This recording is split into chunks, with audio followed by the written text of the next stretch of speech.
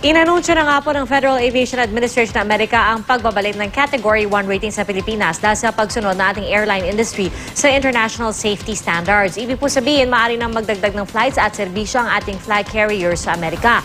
At kaugnay po niyan, makakausap natin si Director General William Hotchkiss, the third ng Civil Aviation Authority of the Philippines. Magandang tanghali po, Director General Hotchkiss. Si PR Kanghel po ito sa Balitang Hali. Ito si Deputy Director Andrews. Alright. Pasensya na po, Deputy Director. Akala po namin si Director General Hotchkiss ang nasa linya. Pero, sir, total, ito na rin po ang napag-uusapan. Paumanhin po muli. Una ho, yung hingin lang po namin yung reaksyon ng CAAP dun sa pag-upgrade sa Category 1 rating ng FFA sa ating airline industry. Ito po, matagal na po namin pinagtrabaho ito for the past 22 months. Ito po, marching orders sa ating team. Gawa po namin. Tulong dito po, siyempre tulong po ng gobyerno, pati ng Presidente, si Secretary Abaya, at saka lahat ng mga tao dito sa CAAP, instrumento para mangyari ito. Oho. Sir, gaya po ng nabanggit natin kanina, no, isa sa mga ibig sabihin nito, pwede magdagdag ng flights at serbisyo ng ating flag carrier sa Amerika. Gaano ho ba, if ever, kadali or kabilis ang implementasyon yan?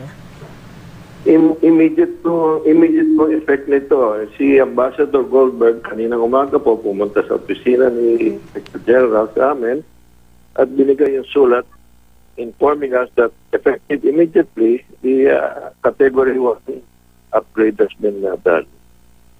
So immediate ito.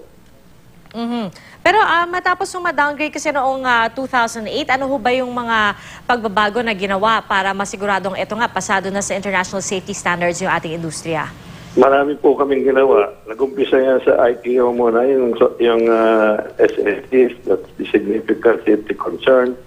Katapos doon yung EU ban na buwan namin lifted for 15 airlines. And then ito po ulit itong FAA grade to Category 1. Hindi po madaling proseso yan, matagal po yan.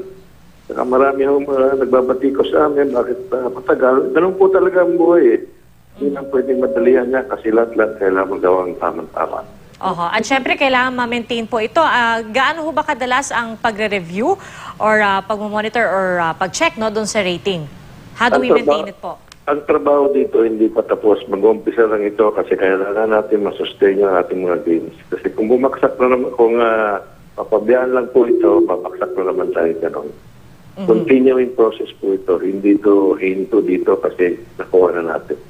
Alright, Captain John Andrews, Deputy Director General ng CAAP, maraming salamat at magandang tanghali po sa inyo. Wala po naman.